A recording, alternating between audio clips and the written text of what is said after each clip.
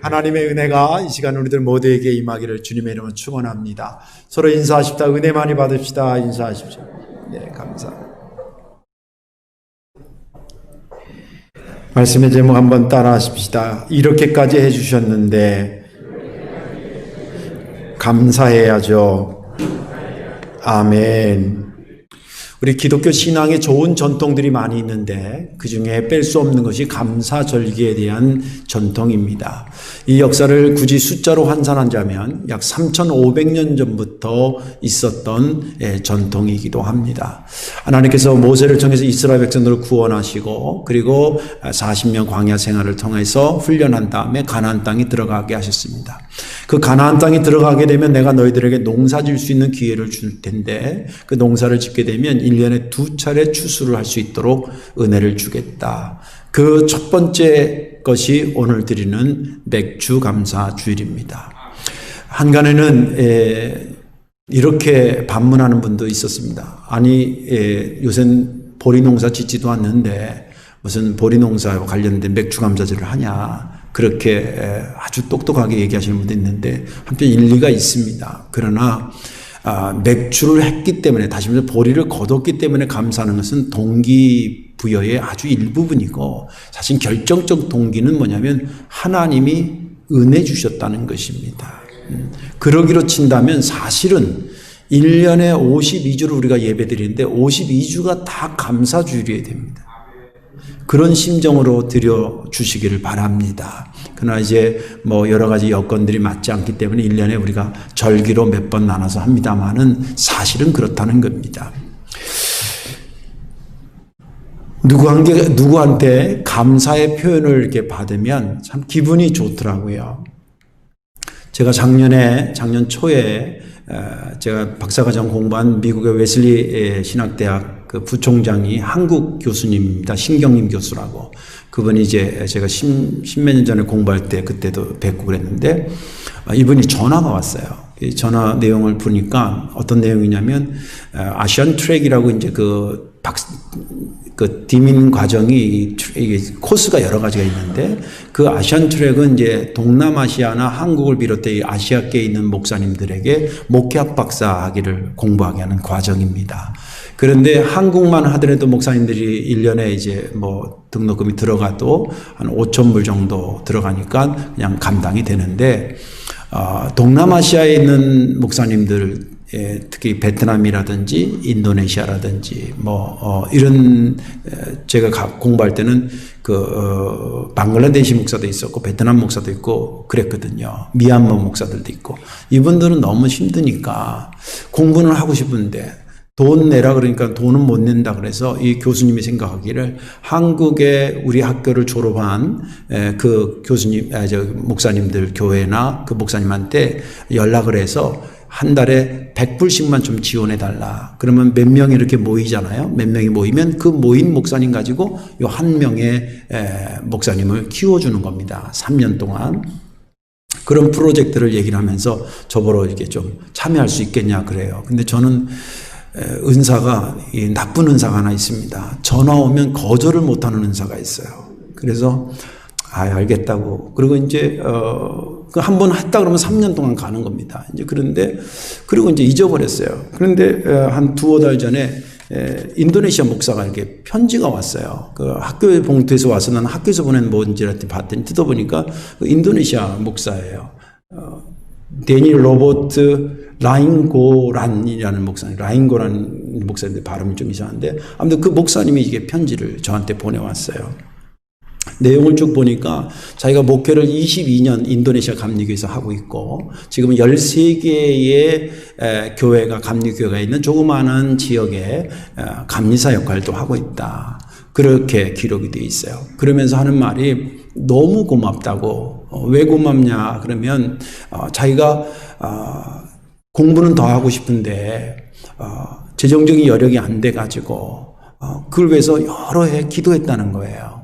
근데 하나님께서 자기의 기도를 성덕교회를 통해서 응답해 주셨다는 거예요. 야, 그 얘기를 딱 보니까 가슴이 짠하더라고요. 누군가의 기도를 저와 여러분들이 응답해 준 거예요. 그래서 앞으로 열심히 자기가 공부해서 인도네시아 감리교회에서 정말 헌신하겠다. 근데 그 내용이 그냥 대충 쓴 그게 아니에요. 이게 보면 아주 깨알같이 썼어요. 그러면서 너무 고맙다고 그렇게 인사를 담아서 이렇게 보내왔어요. 제가 마음이 참 흐뭇하고 참 오히려 저도 감사하고 그러더라고요. 그러면서 문득 생각해, 이렇게 한 달에 100불 정도 받는 그 장학금 때문에도 이렇게 절절히 감사하고 이러는데, 우리가 받은 하나님의 은혜는 한 달에 100불짜리 밖에 안 될까? 그런 생각이 문득 났어요. 그거보다 값으로 환산할 수 없는 어마어마한 것을 우리가 받고 사는데, 이거 우리가 하나님한테 정말 감사해야 되지 않겠나, 그런 생각을 하면서 편지를 읽었습니다. 이렇게까지 해주셨는데 감사해야 되지 않을까요? 오늘 이 말씀에 은혜 받으시고, 그렇지 않아도 늘 감사 생활을 우리 성도님들은 참 잘해요. 오늘도 기회견에 하겠습니다만은 결론부터 얘기하자면, 정말 어렵고 지금 여러 가지 경제적인 어렵고 코로나 때문에 힘든데, 저희 교회 상반기에 이렇게 결산을 해보니까 거의 예산대로 됐어요. 너무 감사해요. 지금 뭐 큰 교회들은 막 10% 줄었다, 20% 줄었다. 여기 장로님들 친구들도 다른 교회 장로님들 있으니까 한번 물어보면 그런 분들이 많이 있는데 너무 감사해요. 저희 교회가 참 저력 있는 교회인데 그런 면인데 아무튼 감사해요. 그렇지만 오늘 말씀을 통해서 여러분들의 그 감사의 삶이 더 구체화되고 더 힘을 얻기를 주님의 이름으로 축원합니다. 오늘 본문에 있는 말씀은 예수님의 족보의 이야기예요. 아브라함부터 시작해서 예수 그리스도 예수가 나시느냐, 그래서 거기까지 흘러가는 내용입니다. 너무 길어서 읽는 분에 제가 도와주기 위해서 10절부터 했는데 사실 1절부터 읽어야 돼요. 우리 신권사님 저한테 고마워하셔야 됩니다. 그래서 10절부터 했는데, 왜 10절부터 제가 했냐면 제가 은혜 받은 부분이 그 뒷부분에 나오기 때문에 그래요. 그리고 여기 이 족보의 특징은 사람을 소개하는 것도 있어요. 물론 여기 아브라함도 있고 그 기라성 같은 이삭, 야곱도 있고 또 성전을 재건한 수룹바벨도 있고, 아무튼 뭐 기라성 같은 그런 왕들이 나오지만 그 사람들을 소개하는 것만이 이 족보의 목적이 아니에요. 이 족보의 목적은 그 사람과 사람을 뭐로 연결시키냐면, 계속 여러분들이 읽으면서 느꼈지만 낳고로 되어 있어요. 그렇죠? 그냥 쓴 게 아닙니다. 족보는 구약에도 있어요. 몇 살까지 살다 죽었더라. 그것도 족보입니다. 그런데 왜 굳이 그 표현은 똑같은 표현인데 낳고로 기록했을까? 이것은 하나님의 역사의 관점은 생명의 역사를 써간다는 것이에요. 그래서 그 생명의 족보의 가장 클라이막스는 누구냐면 그리스도라는 겁니다. 주님이 이 땅에 오신 것은 살리러 오신 거예요. 믿음 되시기 바랍니다. 그분이 오셨다는 겁니다. 그분으로 모든 생명의 역사는 완성된다라고 하는 것이 오늘 족보의 전체적인 스토리입니다. 그리고 신학적인 내용이고요. 그런데 제가 오늘 은혜 받은 것은 저는 11절, 12절이 은혜가 됐습니다. 11, 12절은 바벨론으로 사로잡혀 갈 때에 요시야는 여고냐와 그의 형제를 낳으니라. 바벨론으로 사로잡혀 간 후에 여고냐는 스알델을 낳고 스알델은 수룹바벨을 낳고, 이렇게 되어 있습니다. 아까도 말한 것처럼 이 족보는 계속 낳고 해서 생명의 족보를 쓰는데, 이 생명의 족보의 흐름과는 조금 뭔가 안 어울리는 단어들이 오늘 여기 11, 12절에 나오는데, 그게 뭐냐면 포로로 잡혀가요. 갈 때. 그리고 잡혀간 이후에, 이거는 뭔가 분위기가 막, 예를 들면 생명의 족보는 상승 기류라고 한다면 포로로 잡혀갈 때와 잡혀간 후라는 얘기는 하강하는 기류를 기록하는 것 같은. 굳이 표현한다면, 제가 만약에 기록한다면 분위기상 이렇게 기록하고 싶어요. 이렇게 낳고 할 때 포로로 잡혀갔으나 다시 돌아올 때 누구누구를 낳고, 이렇게도 표현할 수가 있어요. 왜냐하면 실제 돌아왔기 때문에. 그게 더 문장상 어울릴 것 같은데, 하나님은 눈 하나 깜짝 안 하시고 낳고를 하시면서 포로로 잡혀갔을 때, 그 다음에 잡혀간 이후, 그리고 맨 마지막 17절도 보면 그 역사의 그 간을 나눌 때 그 간의 기준을 뭐냐면 포로로 잡혀갔을 때, 그리고 또 잡혀간 이후, 이렇게 해서 몇 대 이렇게 소개를 하고 있어요. 그것을 곰곰이 묵상하게 되었습니다. 그러면서 그 혜택을 받은 이스라엘 백성들은 정말 하나님한테 감사해야 되겠구나. 여러분들 생각해 보세요. 나라가 망했어요. 우리가 내일 우리나라가 망한다고 생각해 보세요. 그래서 저와 여러분들이 다 흩어져야 된다고 생각해 보세요. 상상이 됩니까? 보따리 싸가지고 저는 저쪽 북쪽으로 어디로 간다든지 어제 남쪽으로 배 타고 가야 된다든지 여러분들 또 어디로 가냐면 저는 저쪽으로 가야 되는데요. 사방 흩어진다고 생각해 보세요. 그게 교인들까지 흩어지는 것도 그렇지만 가족과 가족도 막 흩어지고 그런다고 생각해 보세요. 그런 가운데에 하나님의 생명의 역사의 상징이 낳고는 계속되고 있어요. 11절은 심지어는 형제들이라고까지도 표현해서 11절에 바벨론 사로잡혀갈 때 요시야는 여고냐와 그의 형제들을 낳았어요. 복수형을 막 표현하고 있어요. 잡혀간 다음에도 계속 신분은 다운되고 분위기는 다운됐을 텐데 거기서도 계속 낳고의 역사가 이어지고 있어요. 그걸 보면서 이렇게까지 해주셨는데 이스라엘 백성들이 감사해야지. 그러면서 또 우리들 자신을 보면서 하나님이 나한테 이렇게까지 해주셨는데 우리 성도교회 하나님이 이렇게까지 해주셨는데 우리 감사해야지. 그런 생각이 문득 들었습니다. 오늘 말씀에 은혜 받으시고 아까도 말한 것처럼 그동안에도 감사하셨지만 더 감사의 힘을 얻기를 주의 이름으로 축원합니다. 하나님께서 이렇게까지 해주셨다라고 하는 의미가 뭐냐? 오늘 본문을 보면 첫 번째는 뭐냐면 바벨론의 포로로 잡혀가셨을 때에도 은혜를 멈추지 않으셨다라고 하는 것입니다. 11, 12절 아까도 얘기했지만 11, 12절 보면 바벨론으로 사로잡혀갈 때에 여시야는 여고냐를 그와 그의 형제들을 낳으니라. 12절에 바벨론으로 사로잡혀간 후에도 여고냐는 스알델을 낳고 스알델은 수룹바벨을 낳고. 이것이 저는 어떻게 들렸냐면 바벨론으로 사로잡혀갈 때 잡혀간 후에 영적으로 바닥을 치고 있을 때 낳고가 어떻게 했을 때냐면 그럼에도 불구하고 하나님이 그러시는 거예요. 그래도 나는 너희들에게 주려고 하는 은혜를 멈추지 않았다로 들렸습니다. 바벨론 포로로 잡혀간다는 게 아까도 얼뜬 얘기했습니다만 이게 보통 힘든 상황이 아닙니다. 나라가 잊어버린 거예요. 나라를 잃어버린 거예요. 그리고 그 영토를 잊어버렸어요. 그러니 그들이 갖고 있는 국권은 개인적 국권이든 나라적인 국권이 다 상실되고 없습니다. 하루아침에 귀한 집 아들이 하루아침에 어느 집안에 다른 나라 집안에 노예가 되고 말았어요. 이런 세상에 이런 일이 어디 있습니까? 예. 그리고 그들의 그래도 타락했든 어떻든 간에 그래도 그들의 믿음의 고향이라고 생각할 수 있는 예루살렘에 있던 성전이 박살이 났습니다. 그거 보면 얼마나 자존감, 자존심 모든 것이 하루아침에 왕창 무너지는 것이 그 당시의 상황입니다. 한 줄로 간단하게 포로로 잡혀갈 때라는 말로 한 줄로 표현되고 있지만 이게 엄청난 사건이에요. 우리나라 36년 일본에 강점기 했는데 저는 그 시대에 태어난 사람도 아닌데 아직도 거기에 대한 감정적 정서가 정리가 안 돼 있잖아요, 우리가. 그죠? 그런데 나라가 망했다?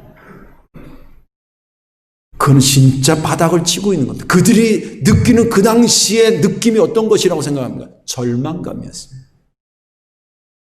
이제 모든 것이 끝났다. 또 그럴 수밖에 없었던 것은 뭐냐면 그 전에 하나님께서 너희들 그러지 말아야 된다. 회개하고 바로 서야 된다. 그렇지 않으면 다른 나라 가서 너희들 치게 만들 것이다. 회개해야 된다고 그 얘기를 계속했던 선자가 대표적인 사람이 예레미야였습니다. 그래서 듣지 않으니까 하나님이 예레미야한테 조금 양보해서 또 뭐라고 말하셨냐면 포로로 잡혀간다. 그러나 70년이 되면 다시 돌아오게 한다. 근데 그 말도 귀담지 않아요. 그리고 그 얘기했다고 막 예레미야 뺨을 후려치고 멱살 잡고 끌고 가서 감옥에 집어넣어버려요. 예레미야가 얼마나 많이 울었는지 몰라요.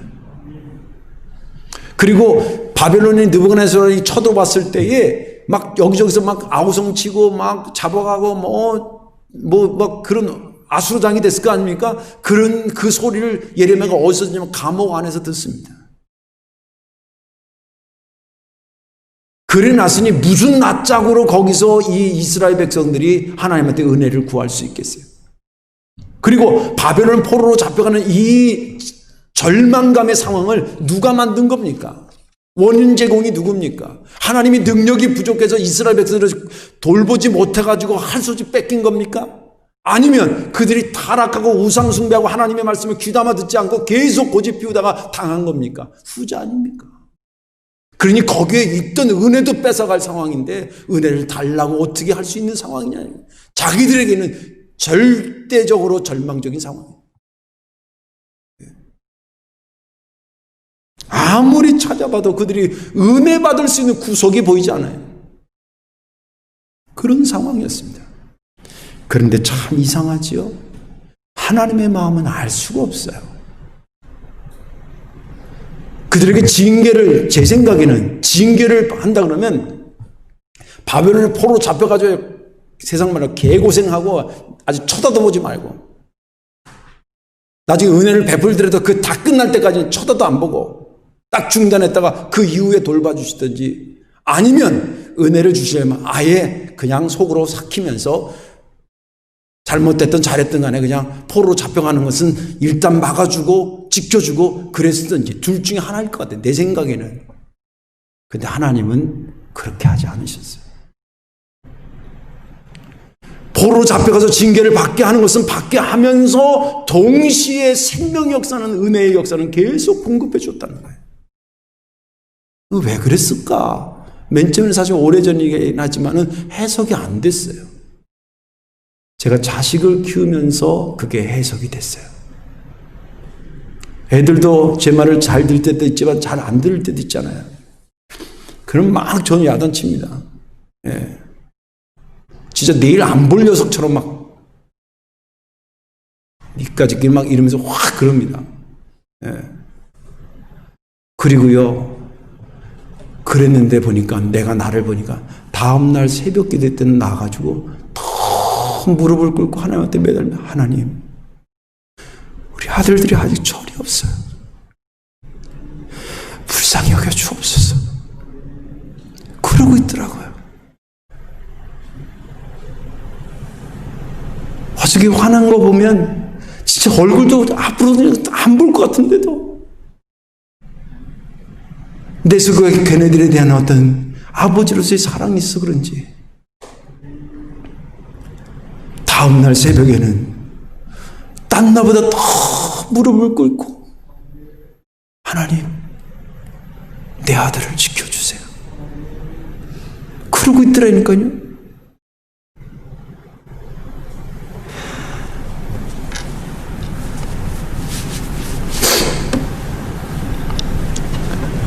성경에 이런 말씀이 있습니다. 진노 중에서라도 국류를 잃지 아니하시는 하나님. 노하기를 속히 하시는 분이 아니라 노하기를 더디하시는 하나님.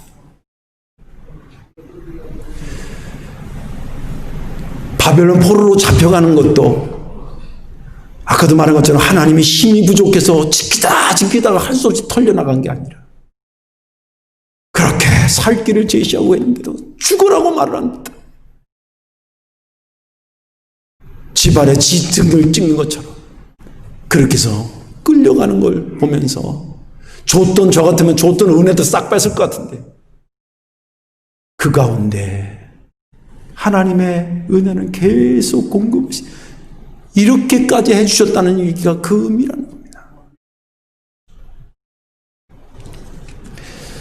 그러면서 문득 이런 생각이 들었습니다. 하나님께서 이스라엘 백성들에게만 그랬을까? 아니면 오늘 사는 나에게도 그랬을까?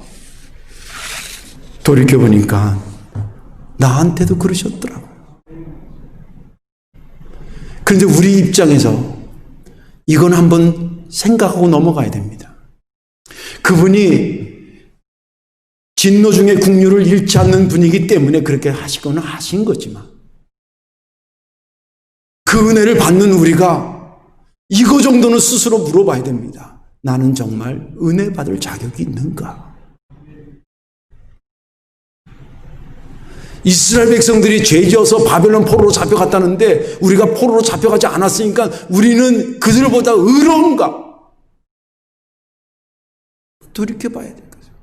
저는 여러분들의 심령의 상태는 잘 모르겠어요. 그러나 저를 비춰보면 정말 부끄러운 게 많아요. 저도 수없이 하나님한테 어떻게 하겠다고 그렇게 결심 많이 했습니다. 물론 그 결심대로 한 것도 있지만 그 결심의 수에 못한 것도 만만치 않게 많더라고요. 그리고 어떤 어려움이 하나님의 은혜로 해결됐는데 다 해결된 다음에는 은근히 내가 노력해서 된 것처럼 바꿔치기 한 적도 많이 있었어요.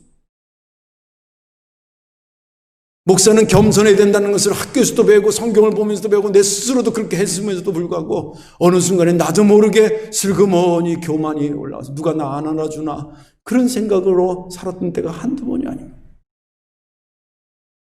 물론 저 역시도 하나님한테 야단도 많이 맞고 충고도 듣고 호되게 매도 맞았습니다. 그런데도 돌이켜보니까 매를 때리는 순간에도 나에 대한 은혜를 거둬가지 않으시더라고요. 그래서 오늘의 제가 된 것입니다. 이렇게까지 해주셨다라고 하는 것이 그런 내용인 것입니다.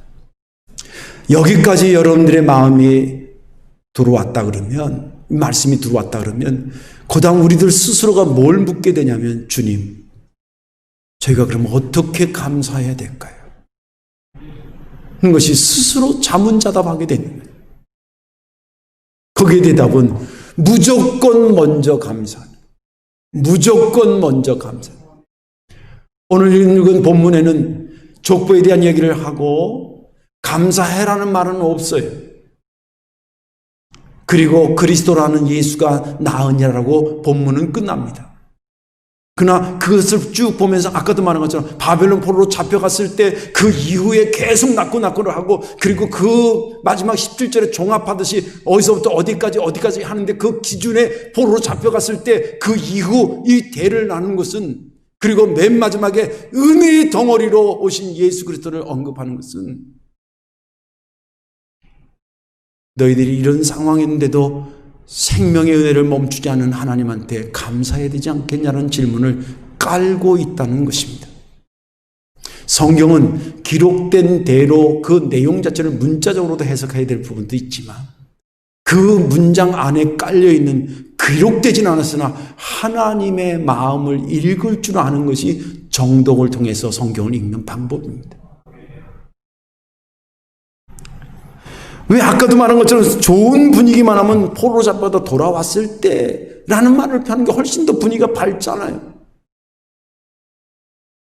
그런데 왜 하나님께서 대를 나눌 때도 바벨론 사로잡혀갈 때, 사로잡혀간 이후 뭐 이렇게 나누냐 이 말이에요. 그걸 언급하시는 이유가 뭐냐는 거예요. 너희들이 이런 상황이었으나 내가 너희들에게 주는 은혜를 계속 멈추지 않았으니 너희들도 감사하는 자가, 무조건적으로 먼저 감사하는 자가 돼야 되지 않겠냐. 이 족보를 읽는 사람은 다 그래야 되지 않겠냐라고 하는 것을 바탕에 깔고 있다는 것입니다. 그것을 제가 그렇게 해석하는 이유가 있습니다.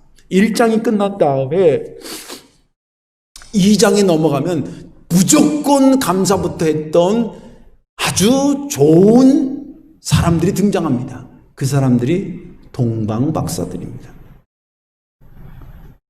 동방박사는요, 진짜 무조건 감사하러 온 사람이에요. 누가 시킨 것도 아니잖아요. 그죠? 그리고 예수님하고 자기하고 인간관계도 하나도 없어. 또 어디서 난지도 몰라. 얼마나 시간을 투자해 가는지도 몰라. 그죠? 그리고 그냥 가는 것도 아니에요. 자기들이 갖고 있는 것 중에서 굉장히 소중한 것을 보배 합에다 담았다 그랬잖아요. 성경에 보면요. 여러분들 되게 왜 반지도 그냥 호주머니에 넣거나 이러지 않잖아요. 낄 때는 손에 끼지만 벗어놓으면 이렇게 조그마한 그 함에다 이렇게 넣어놓잖아요. 귀한 걸 가지고, 황금과 유향과 모략이 귀하고 그 당시 굉장히 비싼 거예요. 지금도 비싸지만요. 예. 저는 향수를 안 뿌리는데 뭐 어떤 샤넬 5레나 뭐래나 그거 요따만한 게 막 엄청 비싸더라고요. 이렇게 쭉 한 병 따르면 한 숟가락 정도밖에 안 될 것 같은데, 유향, 옛날에도 비쌌던 거예요.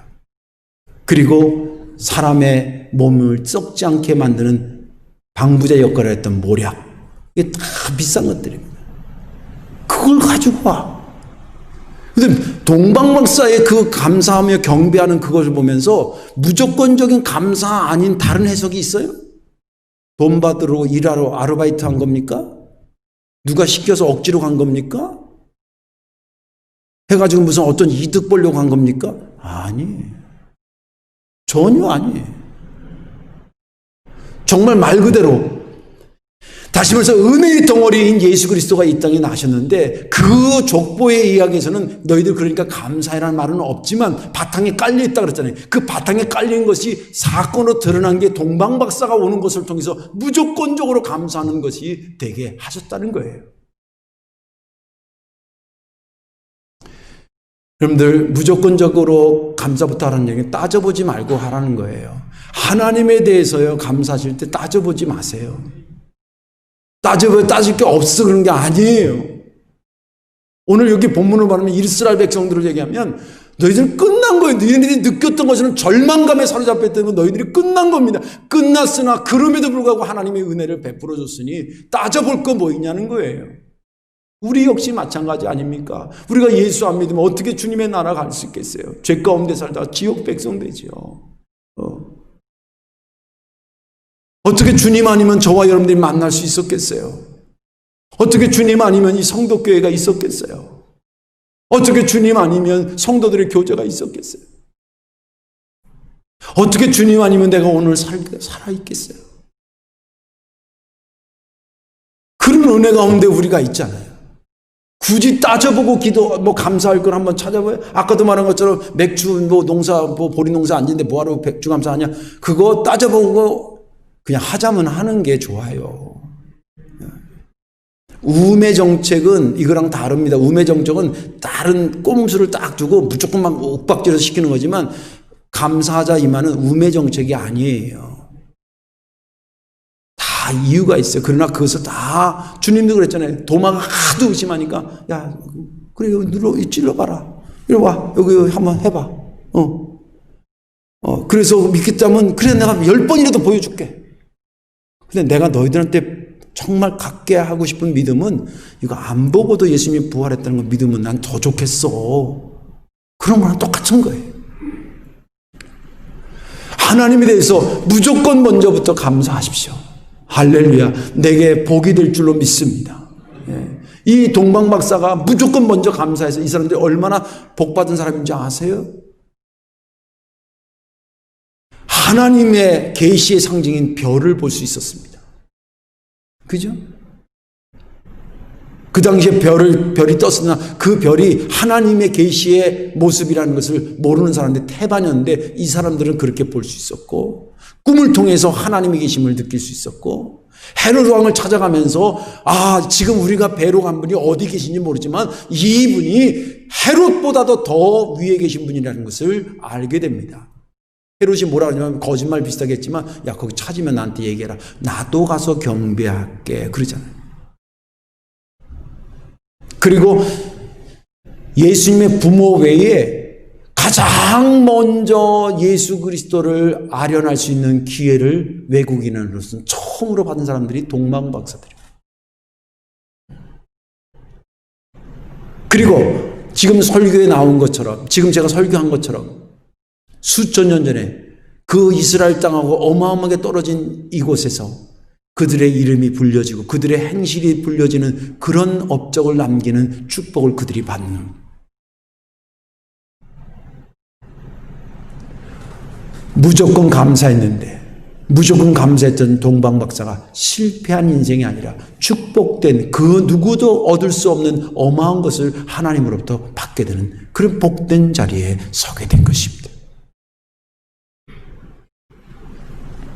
이 맥주 감사절이기 때문에 감사에 대해서 더 숙고하시고 더 견고히 하지만, 우리들의 매주가 감사하는 그런 절기처럼 지내는 주일이 되기를 주님의 이름으로 축원합니다. 무조건 먼저 감사하는. 제가 이렇게 보면, 이 교회 보면, 이제 외부 사람이 뭘 고치러도 오고, 뭐 기사들도 오고, 뭐 이런 여러 사람들이 이렇게 오잖아요. 이거 보면 예언은 아닌데요. 저 사람이 20, 30년 뒤에 잘 되겠구나. 아유, 저 20, 30년 전에 좀 힘들겠구나. 이렇게 보여요. 그 중에 하나가 뭐냐면, 감사하다는 말을 잘하는 분들이 있어요. 와서 뭐 하면서 감사하다고. 저희가 음료수도 하나씩 드리고 그러면 감사합니다. 그리고, 감사하다는 것을 잘하는 사람이 있고, 감사하다는 말을 잘 안 하는 사람이 있어. 아니면 2번 할 것도 1번 하고, 1번 할 것도 그냥 반번만 하고, 감사합니다. 이런 사람이 있고.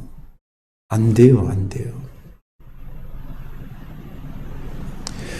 하나님에 대해서는, 사람에 대해서는 뭐 따져보고 감사할 수 있겠지만, 적어도 하나님에 대해서는 매주, 매 시간, 조건 없이 우선적으로 감사하는 저와 여러분들 되시기를 주님의 이름으로 축원합니다. 이제 말씀을 정리하겠습니다. 하나님이 우리를 괴롭히려고 감사절기를 하게 하셨을까? 아니더라고요. 하나님은 거저 우리에게 하라는 것이 없어요. 다 우리 잘 되라고 하는 거예요. 생각해 보세요. 하나님 천지를 만드신 하나님 뭐가 부족해서 나한테 감사 안 하면 나 굶어 죽게 생겼으니까 감사라고 그랬겠어요? 아닙니다. 아까도 말한 것처럼 인간적으로도요. 신앙을 따라서 인간적으로 잘 되려면 감사 잘 하셔야 돼요. 또 하나님께 대해서 감사 잘해야 제대로 된 성도 돼요. 그건 어쩔 수가 없어요. 주신 은혜가 그런데 그 주신 어마어마한 은혜를 눈 딱 돌려? 안 되는 거예요. 인간적으로도 그러면 안 돼요. 이렇게까지 해주셨는데 감사해야 되지 않겠냐는 거예요. 다니엘과 세 친구는 그렇게 안 해도 감사하다고 그러잖아요. 그렇게 안 해도 감사해요. 그리고 내가 축복의 지름길이 뭐냐? 빨리 갈 수 있는 축복의 지름길이 감사예요. 오늘 이 말씀 잘 기억하셔서 하나님이 이렇게까지 해주셨는데 감사하는 저와 여러분들 되시기를 주님의 이름으로 축원합니다. 기도하겠습니다. 좋으신 아버지 너무 감사합니다. 오늘 맥주감사주의를 통해서 예수님의 족보의 내용을 들었고요. 포로로 잡혀간 이후의 상황은 사실은 바닥을 치고 저들의 영적인 상태도 칭찬 듣기보다는 혼나는 그런 상황에서에도 불구하고 그들을 향한 하나님의 생명의 은혜는 계속 멈추지 않고 부어주셨음을 생각하며 정말 감사해야 되겠구나. 그들뿐만이 아니라 우리에게도 주님 그렇게 참고 우리에게 베푸신 은혜가 크다는 생각을 가지고 다시 감사의 허리띠를 졸라매는 우리가 되게 하여 주옵소서. 예수님의 이름으로 축복하며 기도하옵나이다. 아멘.